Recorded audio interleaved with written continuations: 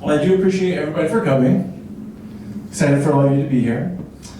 My name is Zach Hawkins, and today I'm going to be talking about the real value of design. We're going to be talking about how design influences and elevates business and creative organizations, but how the strategies for business and for creatives, how they come together so that creatives can really help, elevate and get the most out of what they're doing for their clients, and really kind of just help them move the needles that matter most to them. So, my name is Zach Hawkins. I've been a professional creative for about 20 years. Whether that was professionally or passionately. I started off in music, playing in bands, and then I moved into video production, where eventually I kind of led down the train of getting into editing, and then the editing required graphics, and then the graphics required animation, and then it kept getting more and more complex, and then I found myself in a category called motion design, and so that's kind of where I've been about the last 8 years, and it's been really fun and really rewarding. And I find myself really gravitating towards where motion design, business strategy, and business development kind of all merge together, which is sort of what birthed part of this talk. So when I talk about all these things, really this is going to be for people who are perhaps more business-minded or creative-minded. So whether you're a business owner or you're a creative, or really just trying to kind of figure out how these minds meet in the middle and how creatives can provide more value for their businesses and how businesses can get more out of their creatives. This is kind of where we're going with this, and I thought this was a good bridging of sort of left brain and right brain. So anytime we talk about motion design, it is funny. No one ever knows what I'm talking about unless I'm talking to like another designer specifically. So I thought this would be pretty appropriate to mention that the way I think of motion design essentially is like a combination of three things: of video, animation, and graphic design. And it's where they all kind of meet in the middle and use all their sort of sub skills to, give birth to this whole new thing.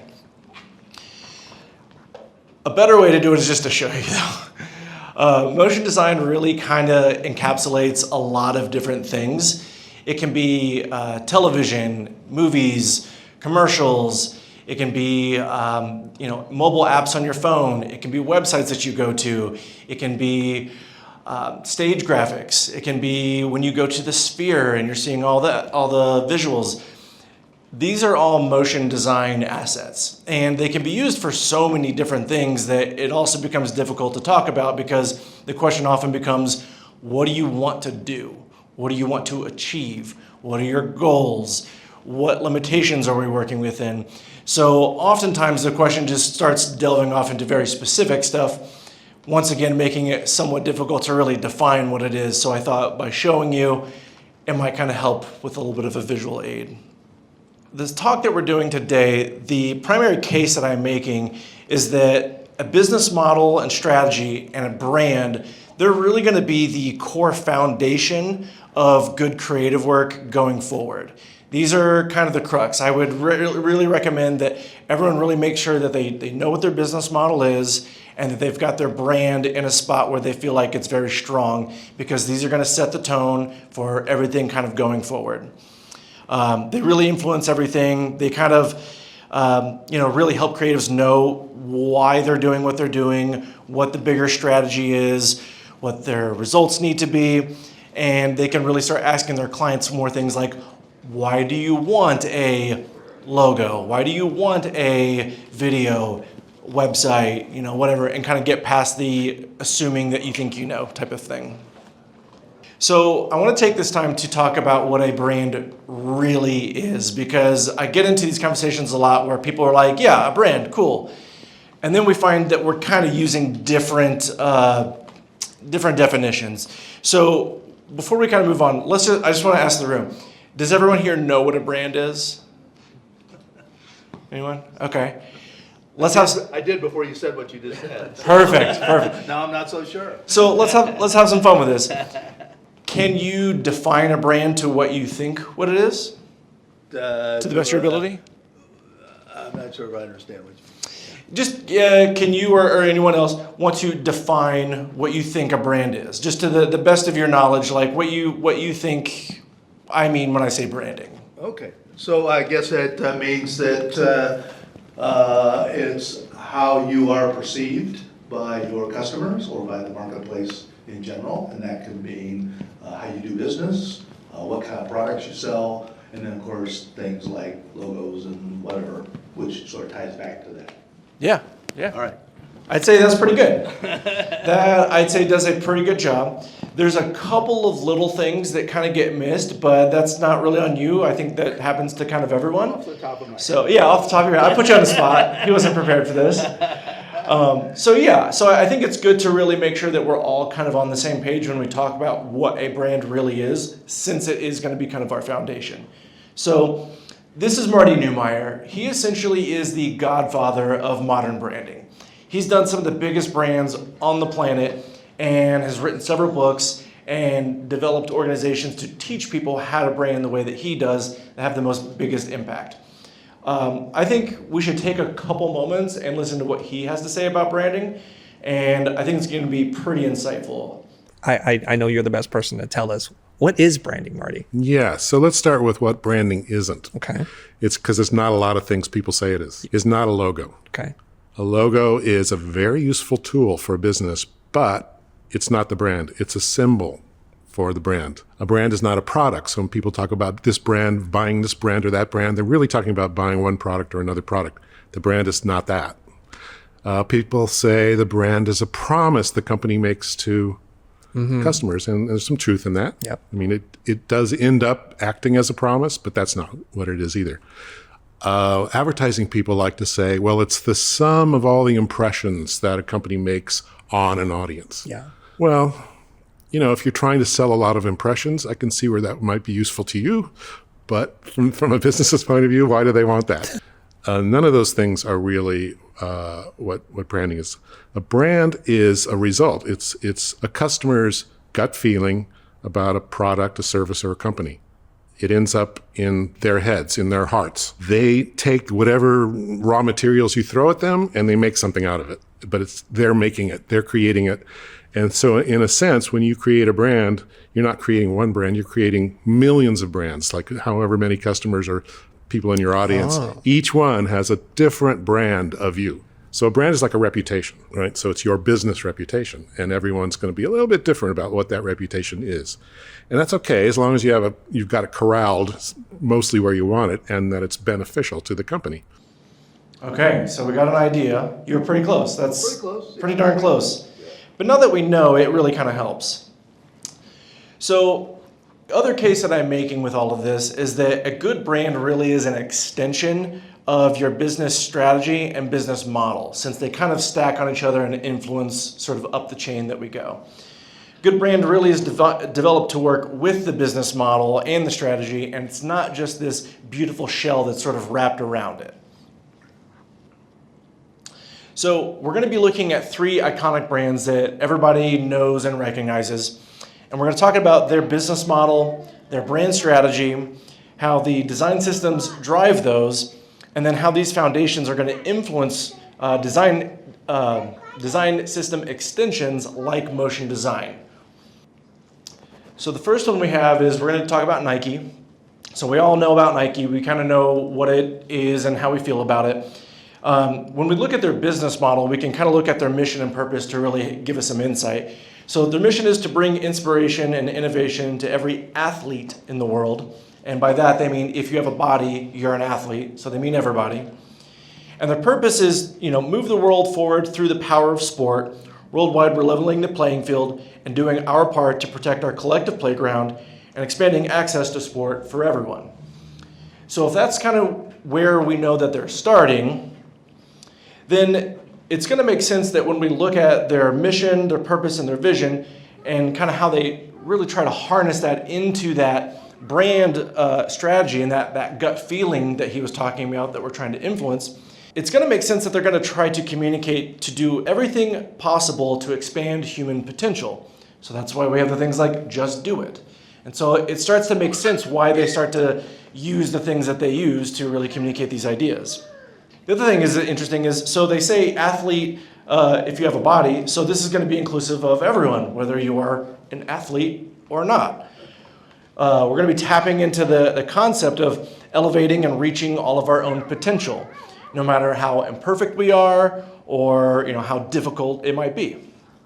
So it's also going to make sense then that if these are the ideas that they're trying to associate with themselves and really communicate to their customers, that they're going to really try to cultivate messaging around like storytelling and athletic partnerships, emotional campaigns, aligning their brand with things that really emotionally resonate with all of us about achieving greatness, trying to make us all kind of feel like, yeah, I can do that. We can be better. So next we'll look at Coca-Cola. So they've built their business around a product that, the origins really kind of were synonymous. The product was synonymous with, providing energy and being refreshing. And so for them, their whole purpose is they want to refresh the world and make a difference. As they kept continuing to grow, they started acquiring more and more products under their family of products that people also associated with being refreshing, and it kind of helped build that up more. So water, tea, lemonade, all the things that we sort of know Coca-Cola for. So as we look forward as the brand that they've then developed, it would make sense that, so for their brand strategy, they're really trying to transcend the product itself physically, and they're trying to really push themselves into a spot of symbolizing happiness and shared moments and togetherness and these types of concepts that they're trying to really tie to their product.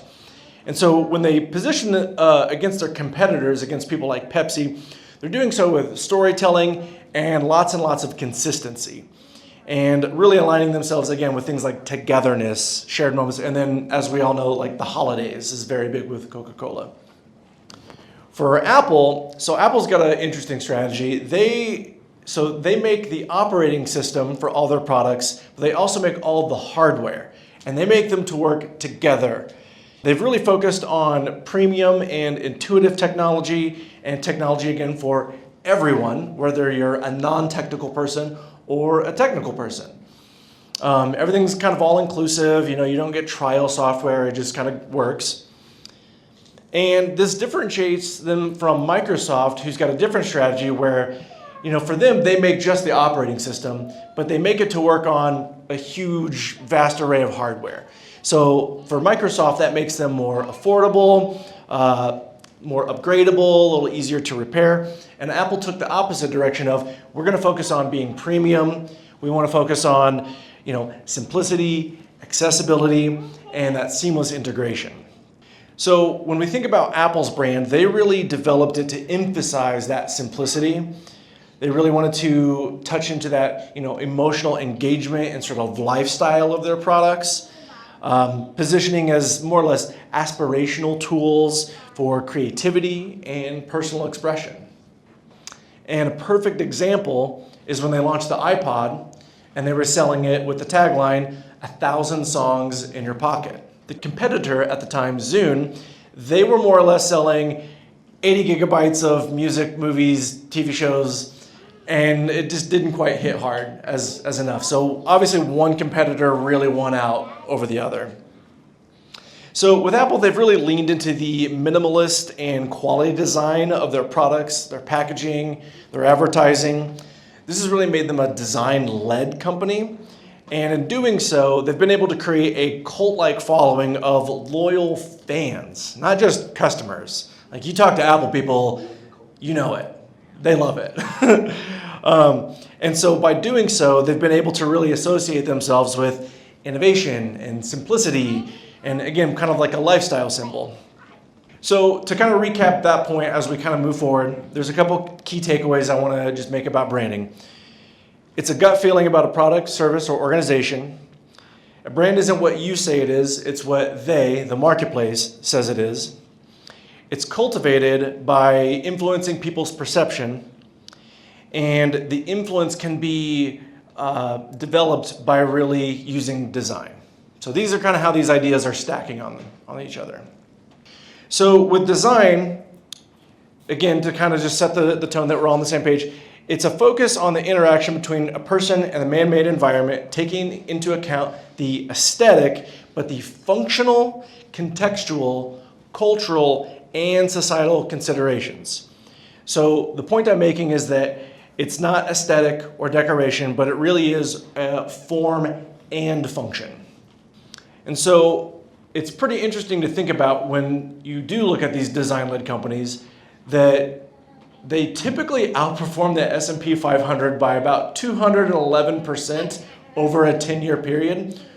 And I think this really highlights the fact that it really is a function of their business. And when they integrate design in, it's not just pretty pictures, it's not just looking good or any of that sort of marketing fluff that people might think it is, that it actually is a function of their business to help them grow and develop and help their customers experience their products and services better.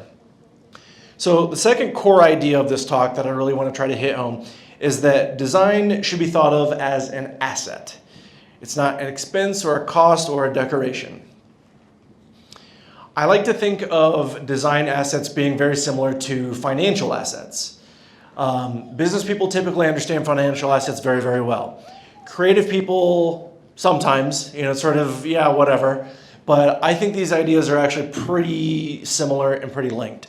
So when we think of financial assets, we can think of things like stocks, bonds, IRA, your portfolio, gold, Bitcoin, whatever it is. And these are all going to increase in value over time, traditionally speaking. Well, the same thing works with design assets as well. Just like financial assets, they are going to cost money to acquire, to store, to manage. You usually have a money manager, or you have people on your team to really kind of help manage these assets. The same is going to be true with design assets, and in the same way, they're going to increase in value over time by investing in someone to help you do brand identity, by investing in hiring good designers or good photographers or artists or illustrators, web designers. And then by utilizing these assets over time, they will make your business much, much more money. An interesting case study on kind of some of these concepts too is going to be the case of Post cereal versus Kellogg's. During the Great Depression, Post cut their advertising budget. And ironically enough, Kellogg's doubled their advertising budget. They invested in radio. They put their logo on trucks. So as they're literally delivering their products to and from, it becomes just like a billboard, which is kind of genius in a very simplistic way. And then they launched Rice Krispies. By 1933, their profits rose 30% during economic collapse, which to me, I find that to be mind-blowing. I find that very, very surprising and very cool. So basically, don't let a bad economy be an excuse to not invest in design, marketing, these types of things. Says me right now in this talk. You heard it here first, folks. With design, we don't want to cut corners. That's not good. Cutting corners can have big consequences, and then you have to hire good designers to fix your mistakes. So don't do it. That's all I'll say about that. So let's explore how some of these iconic brands created design systems that have influenced people's gut feelings about them and have really cultivated these brands and kind of elevated from the conceptual mode of what the brand is in our minds and our hearts into a visual language of, okay, how do we actually now communicate these ideas? So in 1971, Carolyn Davidson designs the Nike swoosh, ironically for $35. Years later, Nike realizes the significant contribution that she made, and they gift her millions of dollars worth of stock to the company just to really thank her, because clearly this swoosh is iconic. Everybody knows it. Nike's invested heavily in their design, and it's become a large profit driver for them. In the 1980s, Reebok actually led the marketplace, and they were at about $1.8 billion in their market cap, and Nike was at about 1.2, so they were taking the second lead there.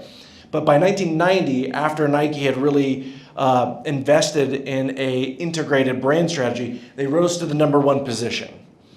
They did this right around the time that they launched the Air Jordan line, and they really positioned themselves and like basketball and hip hop culture and things like that. Today, they still invest in design and they create entire design systems even for specific initiatives. That's how much they care about making sure their design systems work for all their ideas, like they do with the Run campaign. So next we're going to explore some motion design that's kind of built on some of these same foundations, and it's by one of my favorite studios. They're called Already Been Chewed. And so we're just going to take a couple moments to look at some really cool motion design now that we've kind of gone through this entire journey along the way.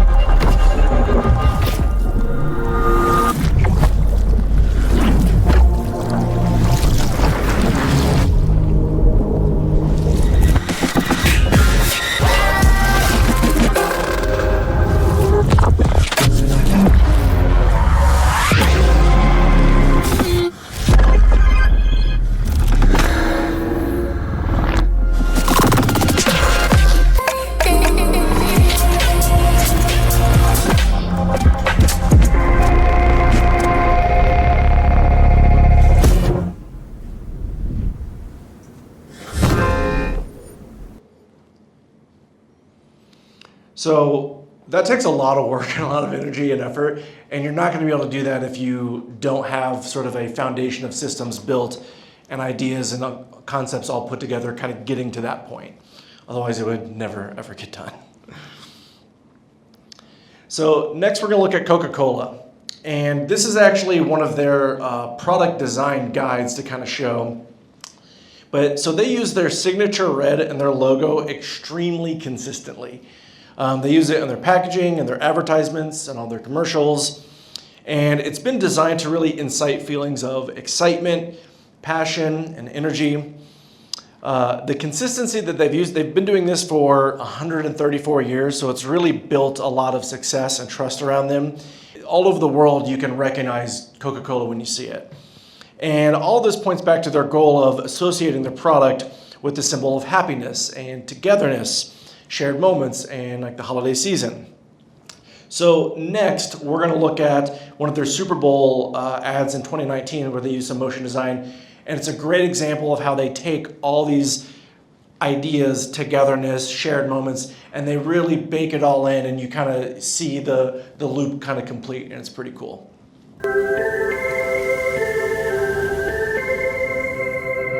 A Coke Is a Coke. Is a Coke. It's the same for everyone. You can get one if you want it. No matter where you're from. He drinks Coke and she drinks Coke. Even though they disagree.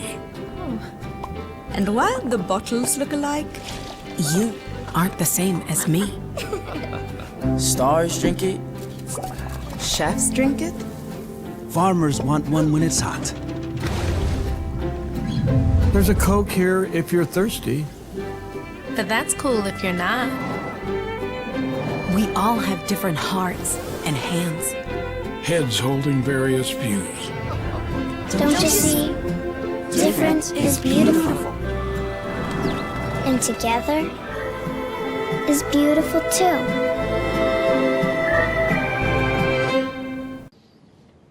So again, cool motion design piece. In this case, you know, they really utilize the 2D illustrative aspects, but you can see all those ideas that they had from the beginning now translate into something like this. So it's kind of cool to see the progression as it moves on.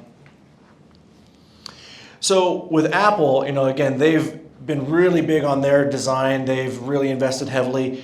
I thought about showing one of their design guides, but then I found this video, which is a much better explanation of how they think about and treat design. So I think we're just going to show that. And I think it's going to communicate how it really affects kind of all the domains of how we interact with that company.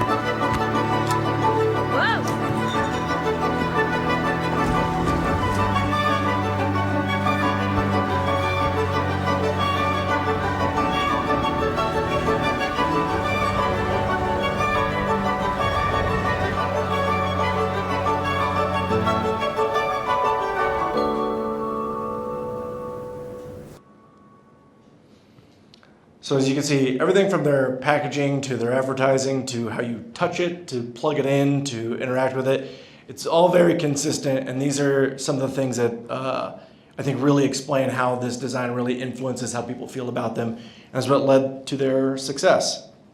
So as we talked about, yeah, it really affects their marketing, their packaging, all that sort of stuff.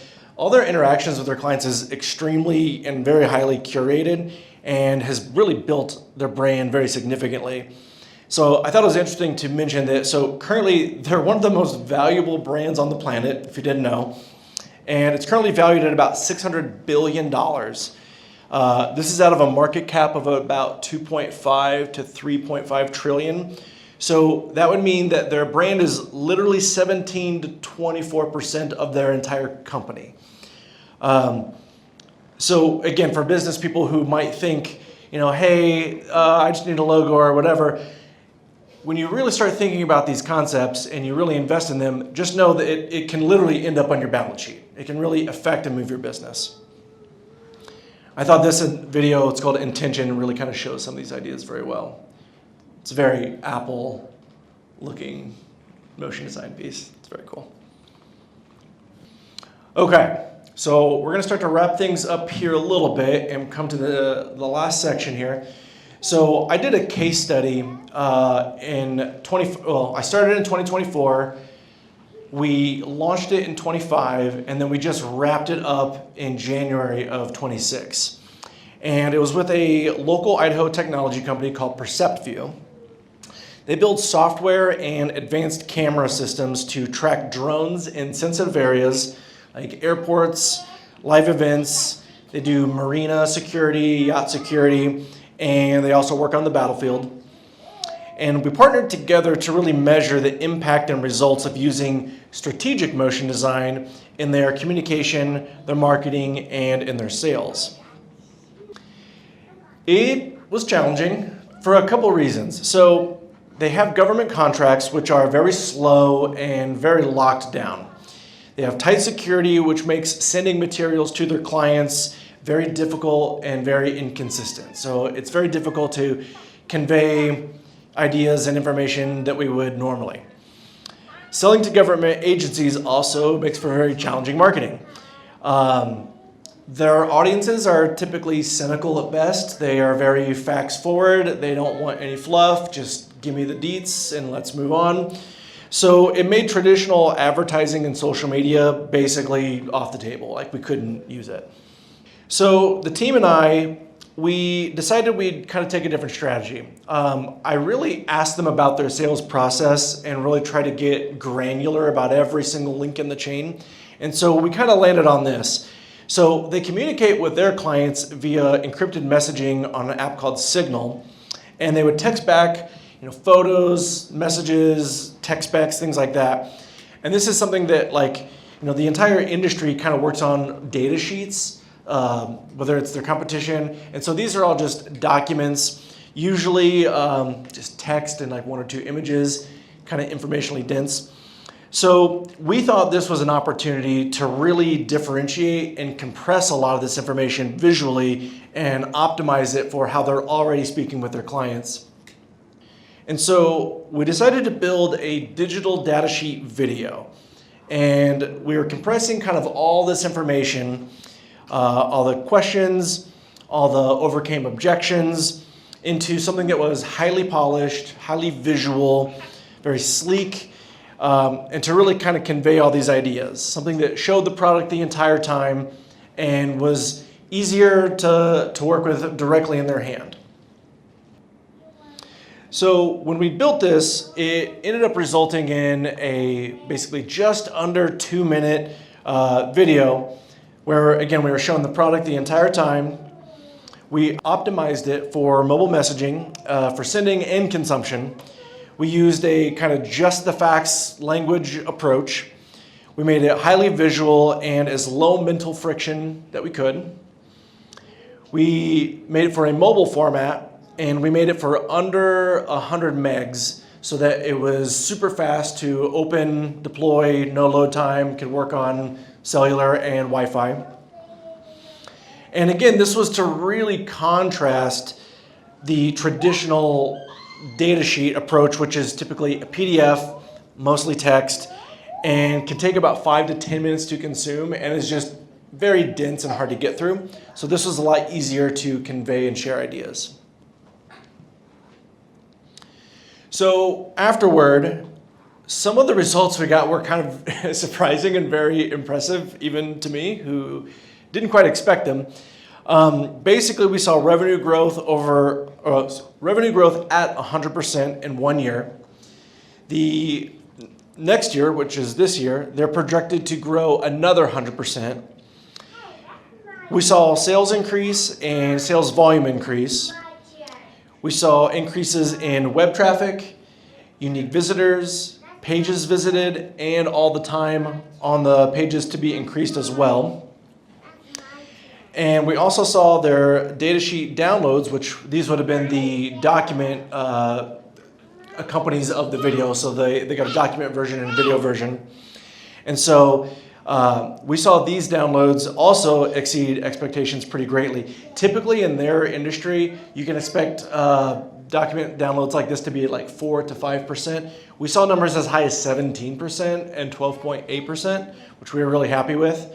And so you can see on the right, there's like the 3D render. We took renders like that and we baked them into all the data sheets so they had nice clean visuals of all the products.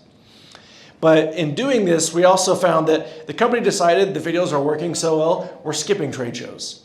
So it actually ended up saving them tens of thousands of dollars, and they had a bigger reach and bigger impact with the strategy that we took. Their customers were so happy and so impressed with what we were making. They actually asked them for specific non-civilian versions of the videos to use in their internal communications and websites and events, which again was kind of like, okay, cool, we're moving needles, things are working.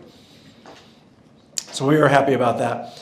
And then the last thing I just want to touch on is that with stuff like this, what's really cool to showcase this is that when you have a client that really understands their customers, what they're trying to do, what their goals are, what they're trying to communicate, and then I can come in, really understand that, try to develop a strategy to leverage those things as best as possible, and then leverage visual communication systems such as motion design, and then we can put those three things together. These are real world results of how that can be affected. So as we start to wrap up here, a couple key takeaways is that the business model and brand really is the foundation of good creative work. Design should be thought of as an asset. Investing in design systems is going to compound in value over time. Cutting corners is expensive.